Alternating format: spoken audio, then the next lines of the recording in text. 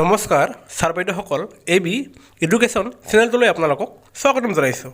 শিক্ষা বিভাগৰ HRMS পৰ্টেলত আপোনালোকে নিজৰ নিজৰ তথ্য নিশ্চয় সন্নিৱিষ্ট কৰিছে। এতিয়া আমি পোৱা খবৰ মতে আপোনালোকে দিয়া তথ্য বা ডাটাবোৰ ভেৰিফিকেশ্যন হ'ব। এই ভেৰিফিকেশ্যনবোৰ কোনে কৰিব, তথ্যবোৰ যদি কিবা ভুল ওলায় তেন্তে কি হ'ব, এই সংক্ৰান্তত আমি আলোচনা কৰিম। আপুনি যদি আমাৰ চেনেলটো প্ৰথমবাৰ চাইছে তেন্তে এনেধৰণৰ শেহতীয়া আপডেটৰ বাবে চেনেলটো ছাবস্ক্ৰাইব কৰিব আৰু কাষত থকা বেল আইকনটো টাচ কৰিবলৈ নাপাহৰিব। ভিডিঅ'টো শেষলৈকে চাব। আহকচোন পলম নকৰি আজিৰ ভিডিঅ'টো আৰম্ভ কৰিবলৈ লৈছোঁ।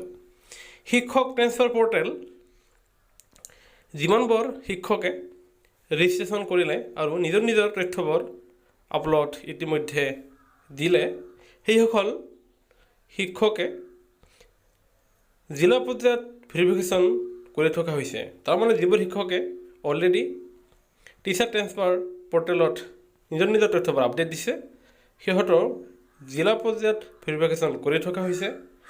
প্ৰাইমেৰী শিক্ষকখিনিক প্ৰাইমেৰী বিভাগৰ পৰা ভেৰিফিকেশ্যন কৰি থকা হৈছে আৰু ছেকেণ্ডাৰী শিক্ষকখিনিক ছেকেণ্ডাৰী ইনস্পেক্টৰ অফ স্কুল তৰফৰ পৰা ভেৰিফিকেশ্যন কৰি থকা হৈছে।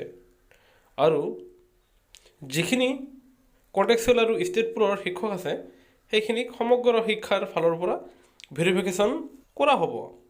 আৰু এই ভেৰিফিকেশ্যন কৰাৰ সময়ত তথ্যবোৰ ভালকৈ চেক কৰা হ'ব। যদিহে কিবা অসুবিধা পায় নাইবা যদি কিবা এটা আপডেট ভুল পায় তেনেহ'লে সেই পইণ্টকেইটা ডিষ্ট্ৰিক্টৰ ফালৰ পৰা ৰিজেক্ট কৰি দিয়া হ'ব। যেতিয়া ৰিজেক্ট কৰি দিব ইয়াত কোনো ভয়ৰ কথা নাই।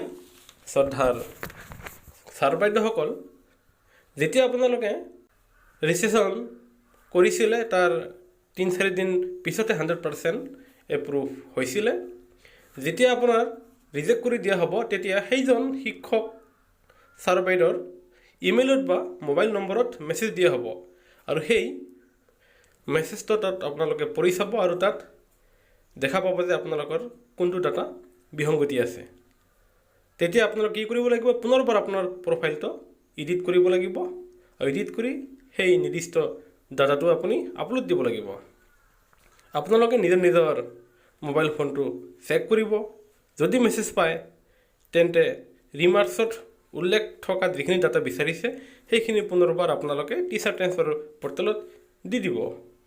আকৌ যিবোৰ ছাৰ বাইদেউৰ মোবাইলত SMS নাযাব তেনেহ'লে তেওঁলোকৰ কোনো চিন্তাৰ কাৰণ নাই। যিবিলাক ছাৰ বাইদেৱে মেছেজ পাব সিহঁতেহে এডিট কৰি পুনৰবাৰ আপলোড দি ছাবমিট কৰিব লাগিব। আপোনালোকে নিশ্চিত থাকক যে মোৰ মেছেজ আহিছে, তেওঁৰ কিয় নাহিল। আপোনাৰ যদি সকলো ঠিকে ঠাকে আছে তেনেহ'লে আপোনাৰ মেছেজ নাহে। এই ক্ষেত্ৰত মেছেজ নাহিলে কোনো ধৰণৰ চিন্তাৰ কাৰণ নাই। আকৌ কৈছোঁ যে যদি মেছেজ আহে তেনেহ'লে আপোনালোকে টিচাৰ ট্ৰেন্সফাৰ পৰ্টেলত যাই নিজৰ নিজৰ যিখিনি তথ্য বিচাৰিব সেইটো এডিট কৰি আপলোড দি ছাবমিট কৰিব লাগিব। আকৌ যিবিলাক আমাৰ ছাৰ বাইদেউৰ মেছেজ নাহিব তেওঁলোকে অ'কে বুলি ধৰি ল'ব, ইয়াত কোনো চিন্তাৰ কাৰণ নাই। শ্ৰদ্ধাৰ ছাৰ বাইদেউসকল, ৰিমছৰ উপস্থিতি সম্পৰ্কে অফিচিয়েল খবৰ এটা আহিছে যে যোৱা 9 ডিচেম্বৰ তাৰিখে principal secretary education and mission director SSA আছামৰ পৰা অসমৰ সকলো লোৱাৰ প্ৰাইমেৰী আৰু আপাৰ প্ৰাইমেৰী স্কুলৰ হেড মাষ্টাৰসকলক জনোৱা হৈছে যে তেওঁলোকে যাতে অসম চৰকাৰৰ অন্তৰ্গত ৰিমছ এপৰ জৰিয়তে ছাত্ৰ ছাত্ৰীৰ প্ৰমোশ্যন, ট্ৰেন্সফাৰ, নিউ এণ্ট্ৰি এইবিলাক চব যিমান ডাটা আছে চব এণ্ট্ৰি কৰিব লাগিব। আৰু লগতে তেওঁলোকক 17 ডিচেম্বৰৰ ভিতৰত সকলো কামবিলাক কৰি আপোনাৰ 18 তাৰিখৰ পৰা ৰিমছ এপত ছাত্ৰ ছাত্ৰীৰ লগতে শিক্ষকসকলক উপস্থিতি প্ৰদান কৰিবলৈ কোৱা হৈছে। আৰু যদিহে শিক্ষক শিক্ষয়িত্ৰীসকলে উপস্থিতি প্ৰদান নকৰে তেনেহ'লে বিভাগীয়ভাৱে দণ্ডনীয় হোৱা বুলিও এটা মেছেজ আছে য'ত লিখা আছে no obey gov order the understanding will be bound to take necessary action as per rule. এই আছিল আজিৰ শিক্ষকসকলৰ বাবে দৰকাৰী খবৰটো। আপোনালোকে নিশ্চয় খবৰটো শুনি ভাল লাগিছে।